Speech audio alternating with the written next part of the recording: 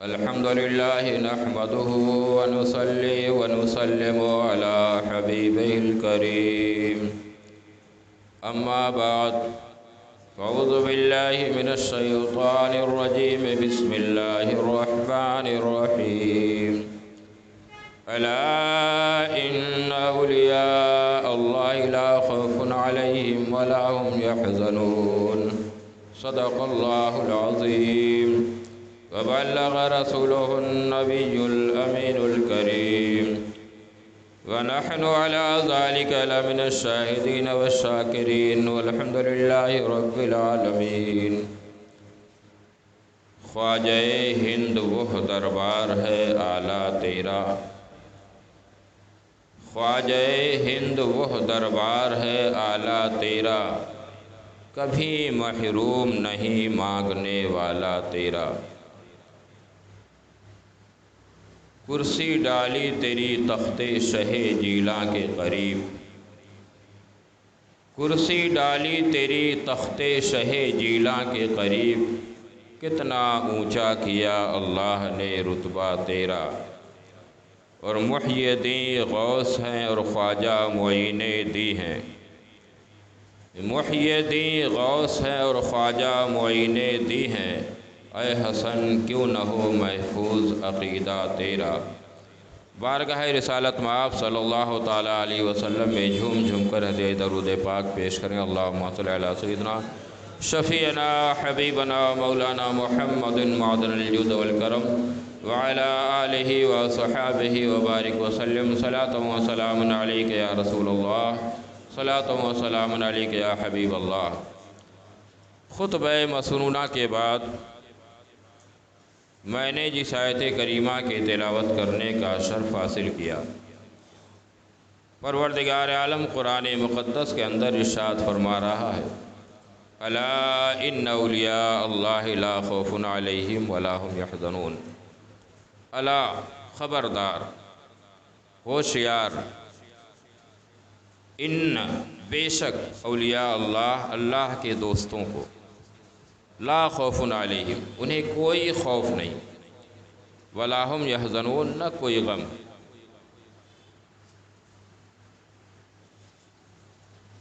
اردو محاورہ کے اعتبار سے جب کسی کو خبردار کیا جاتا ہے تو اس کا مطلب یہ ہوتا ہے کہ کوئی اہم خطرہ ہے، اس سے اس کو باخبر کیا جا رہا ہے، یا کوئی اہم مضمون بیان کیا جا رہا ہے، کوئی اہم بات کی جا رہی ہے۔ پروردگار عالم جب الا کہے، خبردار، تو مطلب یہ ہوتا ہے کہ کوئی اہم مضمون بیان کیا جا رہا ہے۔ الا خبردار، اے اللہ اپنے بندوں کو خبردار کر کے تو اپنی کبریائی کا ذکر کرے گا، اپنی وحدانیت کا ذکر کرے گا، لم یلد ولم یولد ہونے کا ذکر کرے گا، اپنے صفت رحمانیت کا ذکر کرے گا، صفت رحیمیت کا ذکر کرے گا۔ اس سے اہم مضمون کیا ہو سکتا ہے؟ لیکن آگے ہے ان بے شک اولیاء اللہ، اللہ کے دوستوں کو،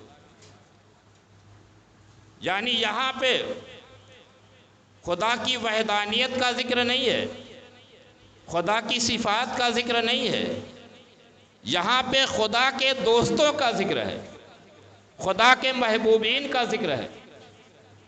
اسی آیت کریمہ سے عرس بھی ثابت ہو گیا۔ اللہ اپنے محبوب کا ذکر کر رہا ہے قرآن میں، اللہ اپنے دوستوں کا ذکر کر رہا ہے قرآن میں، اور ہم اللہ کے محبوبوں کا ذکر کرتے ہیں اپنی مسجد میں، اپنی محفل میں، اپنے جلسہ گاہوں میں۔ اسی کو تو عرس کہتے ہیں۔ اللہ کے محبوب کی مقدس تاریخ کو، جس دن ان کا وصال ہوا، اس تاریخ کو قرآن خوانی کرنا، ان کے نام سے لنگر بنا کے لوگوں کو ایصال ثواب کرنا، لوگوں کو کھلانا ان کے نام سے ایصال ثواب کر کے، ان کا ذکر کرنا، اسی کو تو عرس کہتے ہیں۔ اللہ کے محبوبین کا ذکر کرنا جسے ہم عرس کہتے ہیں، قرآن میں پروردگار عالم اپنے محبوبوں کا ذکر کر رہا ہے، تو اس آیت کریمہ سے خود ہی عرس ثابت ہو گیا۔ اللہ کے دوستوں کو لا خوف علیہم، کوئی خوف نہیں۔ خوف کہتے ہیں کوئی دھمکی دے، کوئی اہم حادثہ پیش آنے والا ہو، جیسے کوئی دھمکی دے کہ جھوپڑ پٹی پوری گروا دیں گے، آپ کو خوف ہوگا کہ حکومت کا یہ حکم ہو گیا ہے، اللہ جانے ہمارے گھروں کا کیا حال ہوگا۔ کوئی دھمکی دے دے تم کو اٹھوا لیا جائے گا، آپ خوف زدہ ہوں گے۔ تو خوف زدہ یعنی آنے والا کوئی حادثہ ہو تو اسے خوف کہتے ہیں، اور کوئی حادثہ ہو جائے اسے رنج کہتے ہیں، غم کہتے ہیں۔ کسی کا بیٹا مر جائے اسے غم ہوتا ہے اپنے بیٹے کے مرنے کا، کسی کے والد کا انتقال ہو جائے اسے غم ہوتا ہے، کسی کا کاروبار میں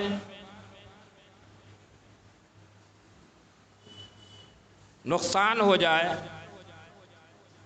کاروبار اس کا بند ہو جائے، کسی کی ملازمت چھوٹ جائے، کوئی مقروض ہو جائے، قرض میں ڈوب جائے، اسے غم کہتے ہیں۔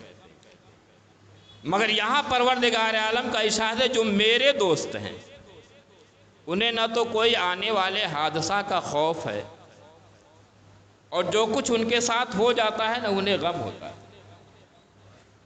امام حسین علی مقام رضی اللہ تعالیٰ عنہ کربلا کے میدان میں علی اکبر کو قربان کر رہے ہیں، کوئی غم نہیں۔ قاسم کو قربان کر دیا، کوئی غم نہیں۔ حضرت علی اصغر کو قربان کر دیا، کوئی غم نہیں۔ پورا گھرانہ لٹا دیا، کوئی غم نہیں۔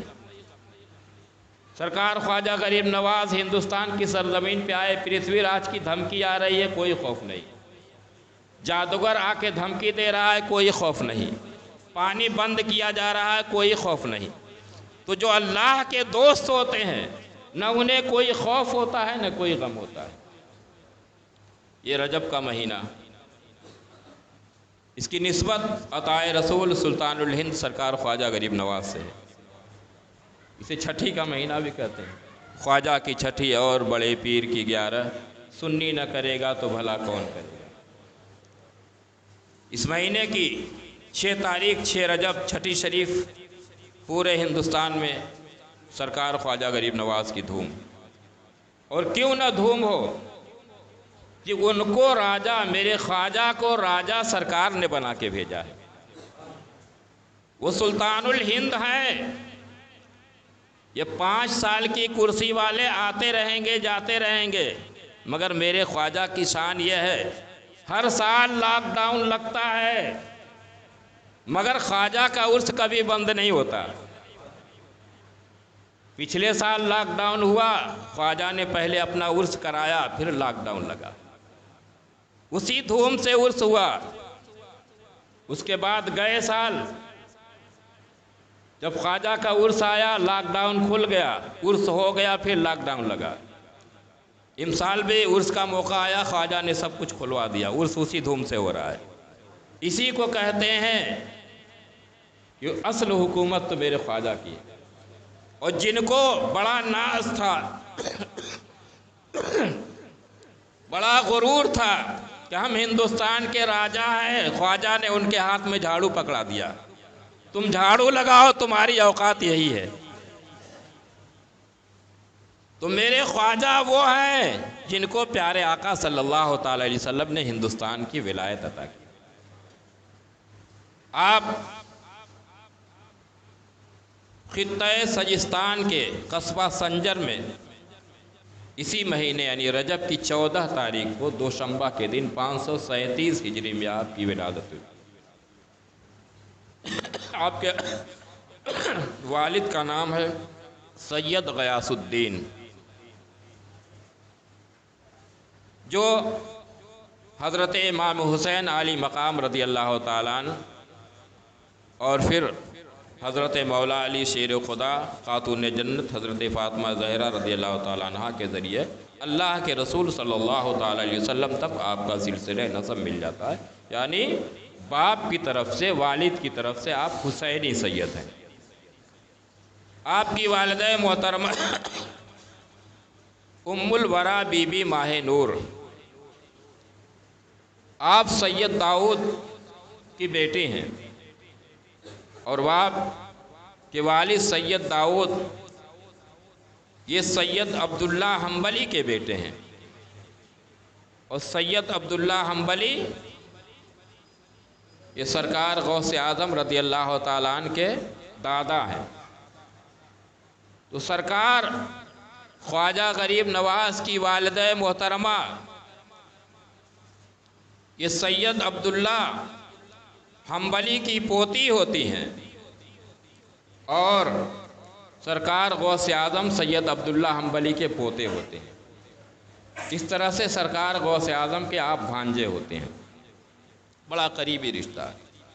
تو والدہ کی طرف سے آپ کا سلسلہ نسب حضرت امام حسن علی مقام، حضرت مولا علی شیر خدا خاتون جنت حضرت فاطمہ زہرا کے ذریعے اللہ کے رسول صلی اللہ علیہ وسلم سے مل جاتا ہے۔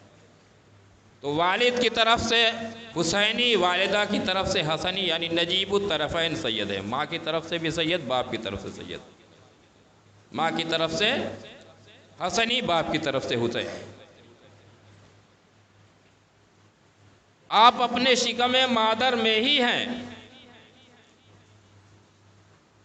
تو آپ کی والدہ محترمہ فرماتی ہیں کہ جس طرح سے عام عورتوں کو درد ہوتی ہے، تکلیف ہوتی ہے، اس طرح سے مجھے نہ کوئی درد نہ کوئی تکلیف بلکہ فرحت و انبساط محسوس ہوتا، خوشی محسوس ہوتی ہے، اور اچھے اچھے خواب نظر آتے۔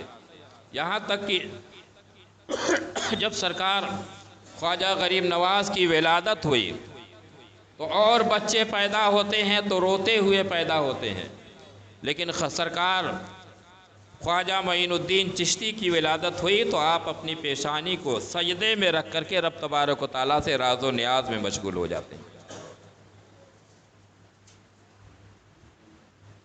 آپ کے والدین نے آپ کا نام معین الدین رکھا، دین کی مدد کرنے والے، مددگار، اور پیار سے حسن کہہ کے پکارتے تھے۔ بچوں کی عادت ہوتی ہے، فطرت ہوتی ہے کہ اپنی ماں کی گود میں ہوتے ہیں یا کھیلتے ہوتے ہیں۔ کوئی دوسرا بچہ اگر ان کی ماں کی گود میں آ کے بیٹھ جائے تو کھیل چھوڑ کر کے اپنی ماں کی گود میں جا کے بیٹھ جاتے ہیں، اس بچے کو گھسیٹتے ہیں، دھکیل کر کے اپنی ماں کی گود سے ہٹا دیتے ہیں۔ لیکن سرکار خواجہ غریب نواز کی شان یہ تھی کہ کوئی عورت آپ کی والدہ کے پاس آتی، ان کی گود میں بچہ ہوتا اور وہ بچہ روتا تو آپ کی رضاعت کے ایام ہیں، مگر آپ اپنی ماں کی طرف اشارہ کرتے اور اس بچے کی طرف اشارہ کرتے، جس کا مطلب یہ ہوتا کہ یہ بچہ رو رہا ہے، اسے دودھ پلا دو۔ ان کی والدہ محترمہ اشارہ سمجھ جاتی، اس پرائے بچے کو اپنی آغوش میں لے کر اسے دودھ پلاتی تو آپ خوش ہو جاتے۔ ایام رضاعت میں یہ عالم شان بندہ نوازی ہے کہ آپ اپنا حصہ اپنے ہم عمر بچوں کے سپرد کر رہے ہیں۔ اور اسی طرح سے جب چلنے پھرنے کے لائق ہوئے، عید کا دن ہے، نئے کپڑے میں ملبوس ہیں، عیدگاہ جا رہے ہیں، دیکھا کہ ایک نابینا بچہ پھٹے پرانے کپڑے پہن کر کے رو رہا ہے۔ آپ کو اس کے اوپر ترس آیا، آپ نے اپنے نئے کپڑے اتار کر کے اس بچے کو پہنا دیا، نابینا بچے کو، اندھے بچے کو، اور اس کے پھٹے ہوئے کپڑے خود پہن کر کے اس کی انگلی پکڑ کے عیدگاہ جا رہے ہیں۔ آج اس بچے کو اپنا کپڑا پہنا کر کے اس کی انگلی پکڑ کے عیدگاہ لے کر کے جا رہے ہیں، مگر زمانہ کہہ رہا ہے کہ ایک وقت آئے گا کہ یہ بچہ جو ایک اندھے کی انگلی پکڑ کے عیدگاہ لے کر کے جا رہا ہے، ایک وقت ایسا آئے گا کہ دنیا اسے غریب نواز کہے گی۔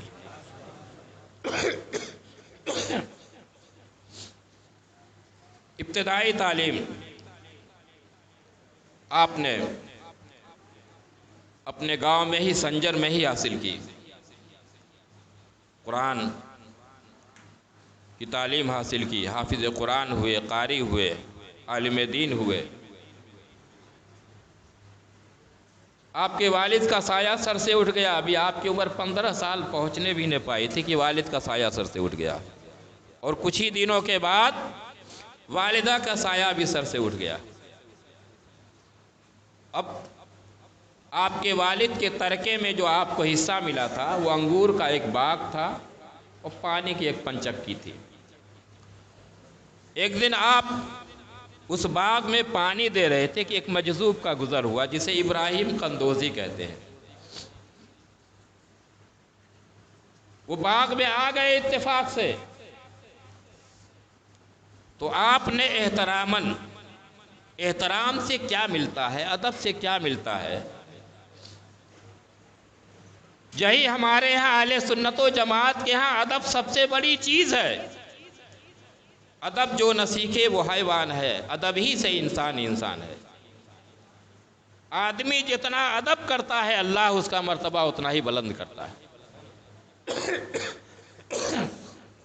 ادب سے ان کو لے جا کے ایک سایہ دار درخت کے نیچے بیٹھا دیا، میٹھے انگور کا ایک خوشہ توڑا اور ادب کے ساتھ ان کی بارگاہ میں پیش کیا۔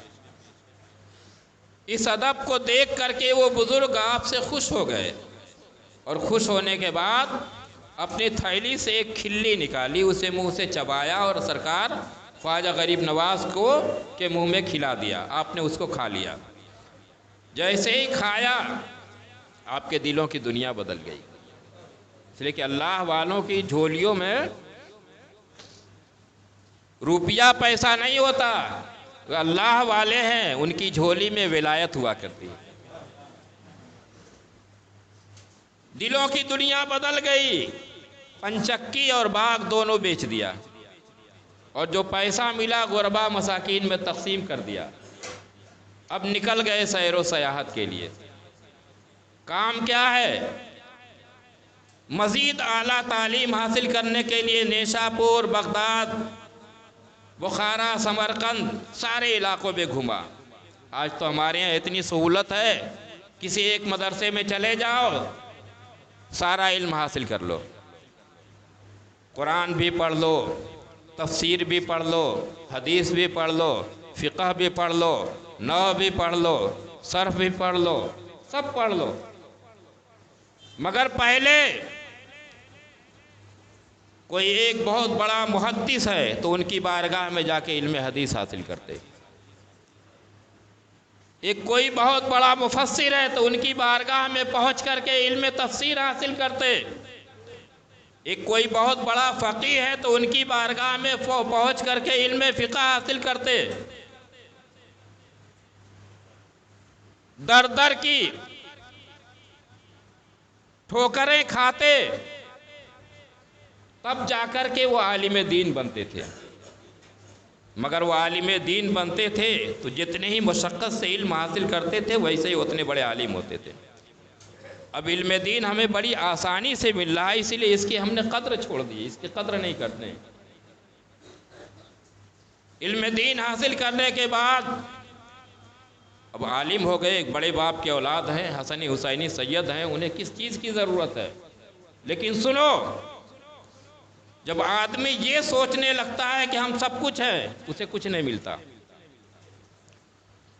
جب آدمی یہ سوچنے لگتا ہے، اگرچہ اس کا دامن بھرا ہو کہ ابھی ہمارا دامن خالی ہے، ابھی بہت کچھ ہمیں حاصل کرنا ہے، تو بہت کچھ حاصل کر لیتا ہے۔ سرکار خواجہ غریب نواز بہترین حافظ، بہترین قاری، آج لوگ سمجھتے ہیں اللہ والوں کو کہ جو اللہ کا ولی ہوتا ہے وہ الگ چیز ہے اور عالم الگ چیز ہے، یعنی طریقت شریعت کو لوگوں نے الگ الگ علیحدہ بانٹ دیا۔ شریعت پہلی منزل ہے۔ ایک بہت بڑے فقیہ کا نام ہے خواجہ غریب نواز، اپنے وقت کے سب سے بڑے مفتی کا نام ہے خواجہ غریب نواز، اپنے وقت کے سب سے بڑے محدث کا نام ہے سرکار خواجہ غریب نواز، اپنے وقت کے سب سے بڑے مفسر کا نام ہے سرکار خواجہ غریب نواز، اپنے وقت کے سب سے بڑے عالم دین کا نام ہے سرکار خواجہ غریب نواز۔ اب یہ ہے کہ کسی کے اوپر کوئی رنگ غالب آ جاتا ہے۔ اللہ والوں کے اوپر کبھی کبھی طریقت کا رنگ غالب ہو جاتا ہے، اور کچھ بزرگ ایسے ہوتے ہیں جو خدمت خلق میں وہ شریعت کو پھیلانے میں لگے رہتے ہیں۔ جیسے سرکار اعلیٰ حضرت امام احمد رضا خان شریعت کو پھیلانے، لوگوں کی گتھیاں سلجھانے میں لگے رہے، تو اس کا مطلب یہ نہیں ہے کہ ان کے اوپر طریقت کا رنگ غالب نہیں تھا۔ بہت بڑے اللہ کے ولی کا نام ہے امام احمد رضا، قطب وقت کا نام ہے امام احمد رضا، غوث وقت کا نام ہے امام احمد رضا۔ تو کسی کے اوپر طریقت کا رنگ غالب ہوتا ہے، کسی کے اوپر شریعت کا رنگ غالب ہوتا ہے۔ وہ اپنی طریقت کو چھپا لے جاتے ہیں، اپنی ولایت کو چھپا لے جاتے ہیں۔ اب علم دین حاصل کرنے کے بعد سرکار خواجہ غریب نواز بزرگوں کی خدمت میں کبھی بغداد جا رہے ہیں، کبھی نیشا پور جا رہے ہیں، کبھی ہرات جا رہے ہیں۔ واقعات کئی بزرگوں کی بارگاہ میں پہنچے، مگر 3 بڑے عبرتناک واقعہ بیان کر رہے ہیں۔ فرماتے ہیں کہ میں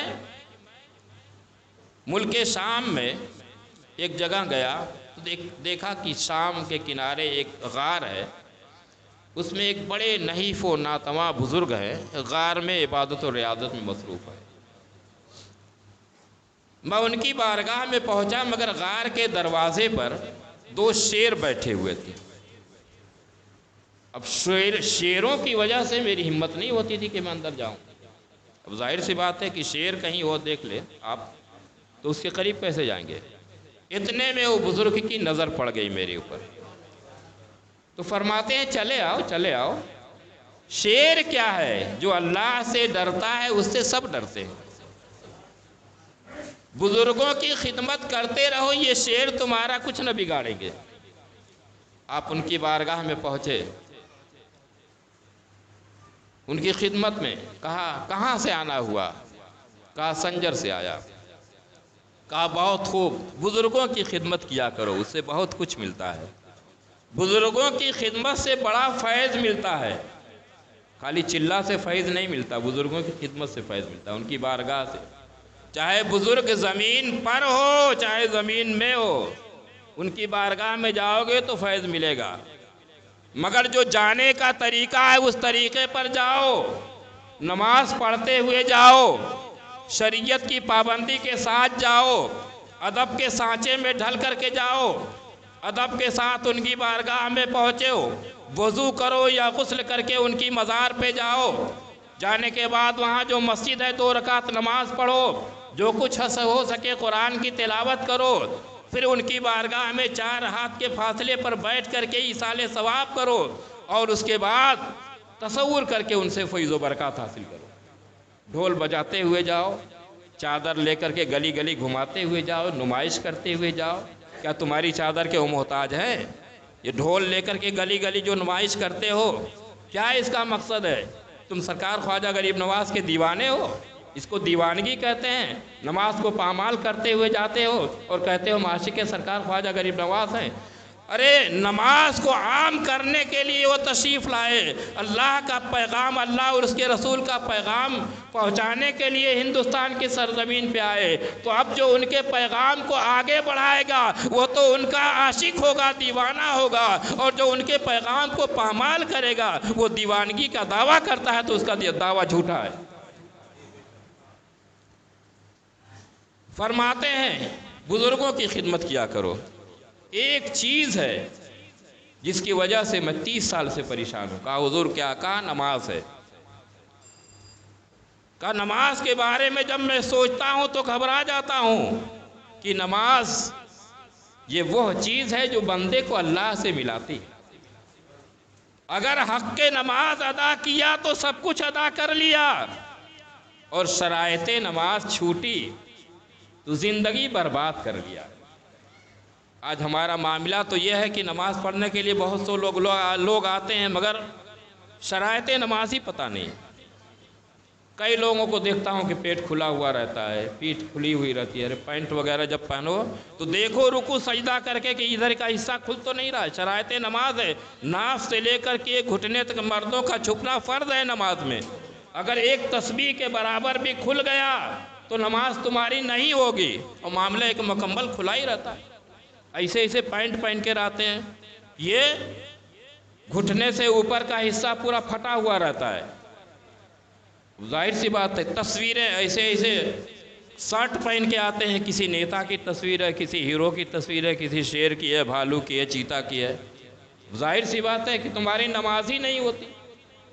کبھی کنگنا پہن کے آ رہے ہیں، کبھی جو ہے بالی پہن کے آ رہے ہیں، کبھی کچھ پہن کے آ رہے ہیں۔ یہ ساری چیزیں پہننے سے نماز نہیں ہوتی ہے، مکروہ تحریمی ہوتی ہے۔ کوئی آ رہا ہے تو اپنی آستین موڑے ہوئے، کوئی پینٹ موڑے ہوئے، کوئی انک کر کے نماز پڑھ رہا ہے، کوئی ننگے سر آ کے نیت باندھ کے کھڑا ہو گیا۔ ارے شرائط نماز تو دیکھو۔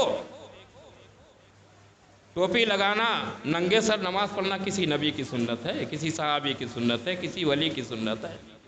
طریقے مصطفیٰ کو چھوڑ کر کے نماز پڑھ رہے ہو، نمازی بن رہے ہو۔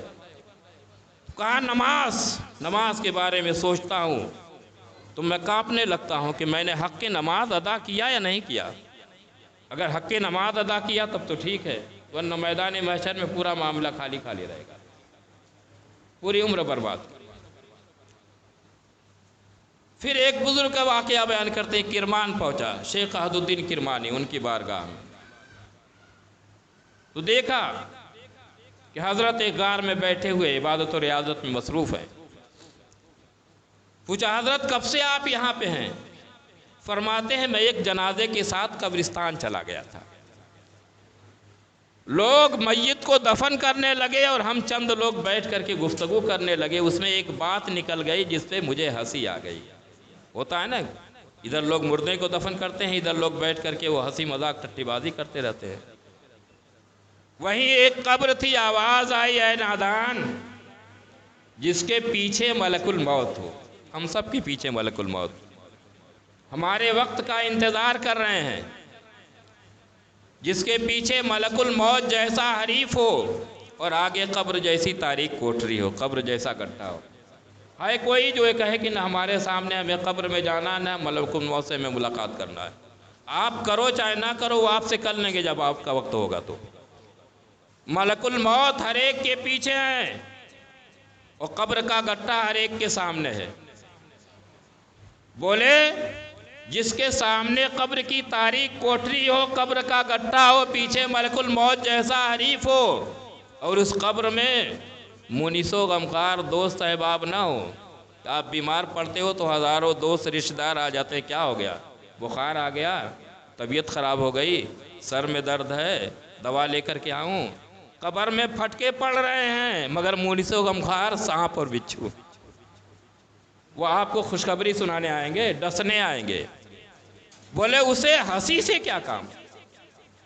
بولے قبر سے آواز آئی کہ جس کے پیچھے ملک الموت جیسا حریف، آگے قبر جیسا گڈھا، اور اس میں سانپ اور بچھو مونس و غمخوار، اسے ہنسی سے کیا کام؟ فرماتے ہیں میں نے دوستوں کے ہاتھ چومے اور وہیں سے نکل لیا۔ اس کے بعد سے اس غار میں آ کر کے بیٹھا ہوں اور شرم کی وجہ سے میں نے چہرہ نہیں اٹھایا۔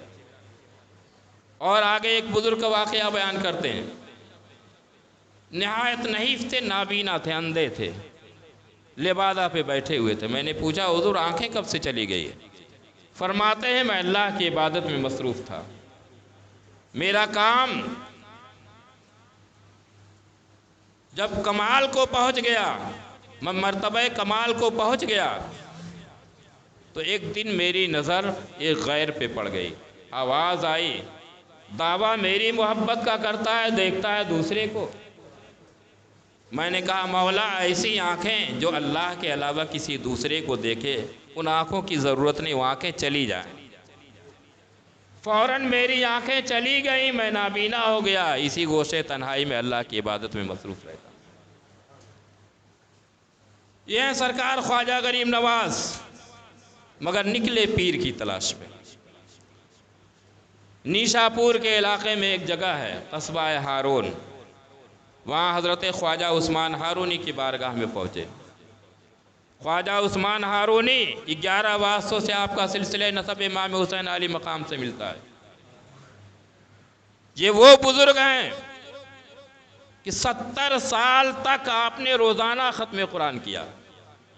70 साल तक कोई ऐसा ही अल्लाह का दोस्त थोड़े हो जाता है। खाली कव्वाली सुनने से अल्लाह का दोस्त हो जाओगे, बिरयानी खाने से अल्लाह का दोस्त हो जाओगे, चिल्ला करने से अल्लाह का दोस्त हो जाओगे। अल्लाह का दोस्त होने के लिए दुनिया तर्क करना पड़ता है, तब अल्लाह का दोस्त होता है। 70 साल तक रोज़ाना एक ख़त्म कुरान, रोज़ाना रोज़ा रखते थे और पूरी रात इबादत करते थे।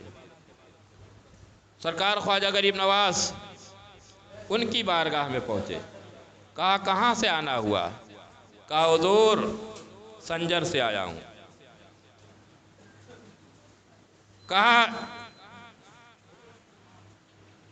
सूरह बकरा, कहा पहले 2 रकात नमाज पढ़ के आओ। मैं 2 रकात नमाज पढ़ा। कहा सूरह बकरा की तिलावत करो। मैंने पूरी सूरह बकरा पढ़ दी, 2.5 पारा। कहा 60 मरतबा सुबहान अल्लाह कहो। मैंने 60 मरतबा सुबहान अल्लाह कहा। उसके बाद मेरे पीरो मुर्शिद उठते हैं, सर हज़रत ख्वाजा उस्मान हारूनी अपना मुरीद करते हैं, एक ख़ास किस्म की 4 तर की टोपी मेरे सर पे रखते हैं और अपनी कमली मुझे उड़ाते हैं और कहते हैं कि अब 1000 मरतबा सूरह इखलास की तिलावत करो।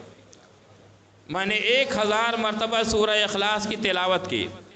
उसके बाद फिर फरमाया अब 1 रात और 1 दिन मुसलसल मुजाहिदा करो, इबादत और रियाजत करो।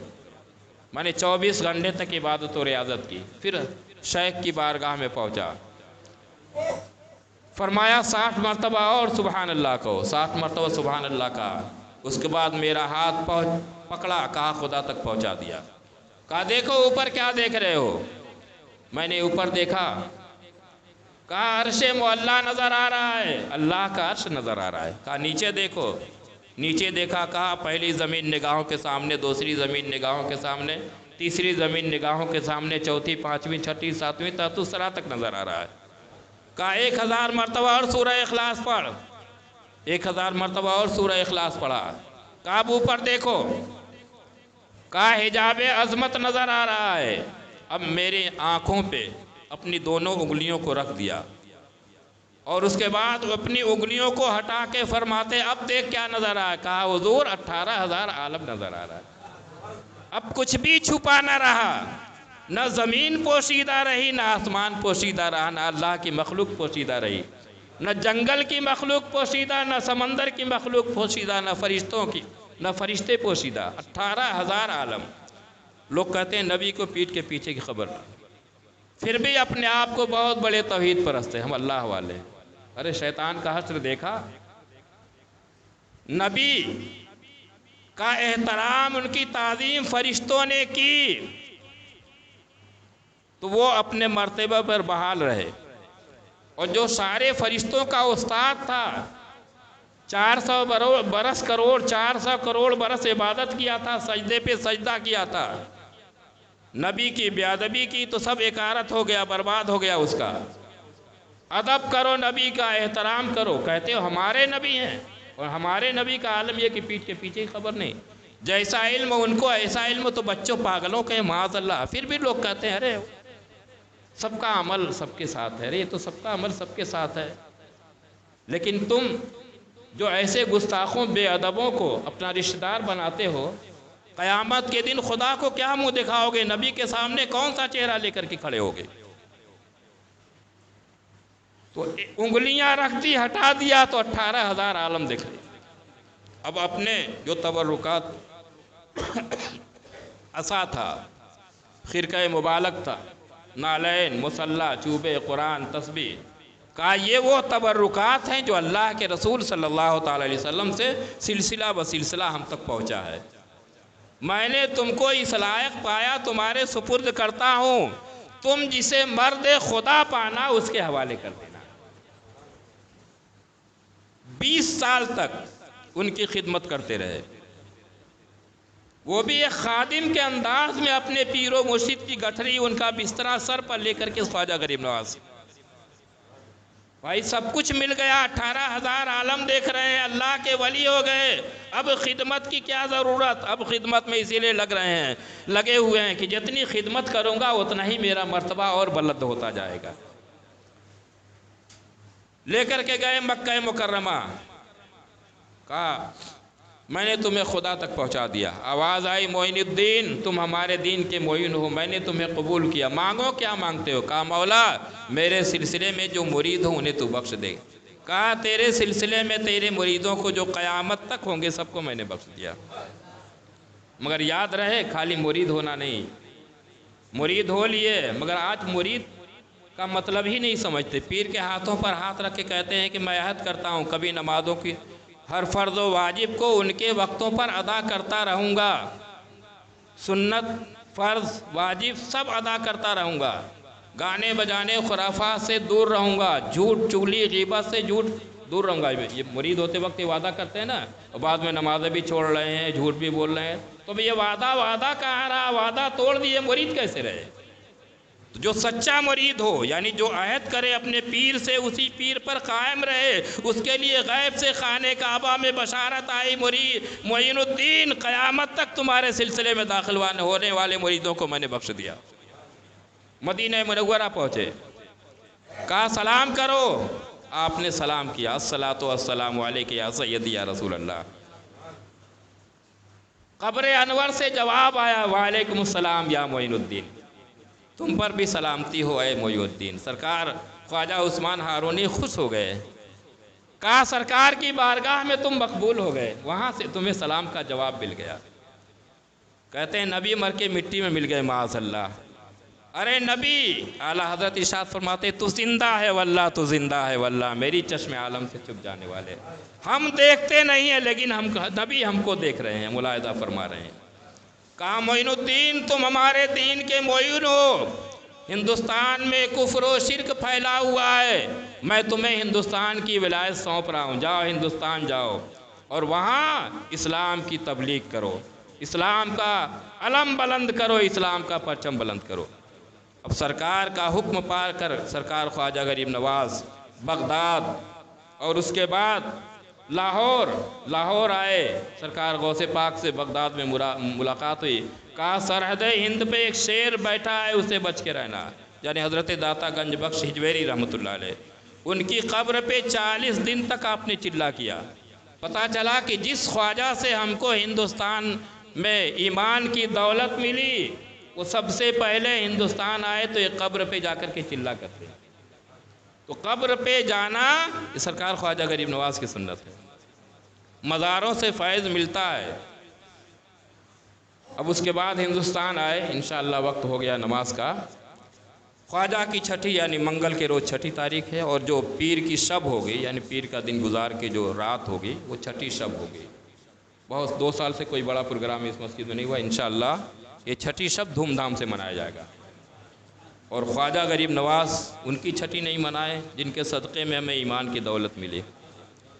ہندوستانیوں کو ایمان ملا خواجہ غریب نواز کے صدقے میں، ہماری مسجدوں میں اللہ اکبر کی صدائیں بلند ہو رہی ہیں سرکار خواجہ غریب نواز کے صدقے میں، ہم رب کی بارگاہ میں اپنی پیشانیاں جھکا رہے ہیں سرکار خواجہ غریب نواز کے صدقے میں، ہمارے مدرسوں میں قرآن کی تعلیم ہو رہی ہے سرکار خواجہ غریب نواز کے صدقے میں، ہمارے گھروں میں قرآن پڑھا جا رہا ہے سرکار خواجہ غریب نواز کے صدقے میں۔ ہر فرد جو بھی کلمہ پڑھتا ہے، ہندوستان کا کوئی ایسا فرد نہیں ہے جس کے اوپر سرکار خواجہ غریب نواز کا احسان نہ ہو۔ تو اب اپنے محسن کو ہم یاد نہ کریں تو کون یاد کرے گا؟ اور ہم یہ جو یاد کریں گے اس لیے نہیں کہ ہم ان کے اوپر احسان کر رہے ہیں، ہم اس لیے یاد کر رہے ہیں کہ ہماری نسبت جو سرکار خواجہ غریب نواز سے ہو جائے گی، کل قیامت کے دن ہمارا عمل اگر رد کر دیا جائے تو ہم کہیں گے کہ اے مولا ہم گناہگار خطا خار سیاکار صحیح لیکن تیرے محبوب سے محبت کرتے تھے، اسی نسبت سے انشاءاللہ بیڑا پار ہو جائے گا۔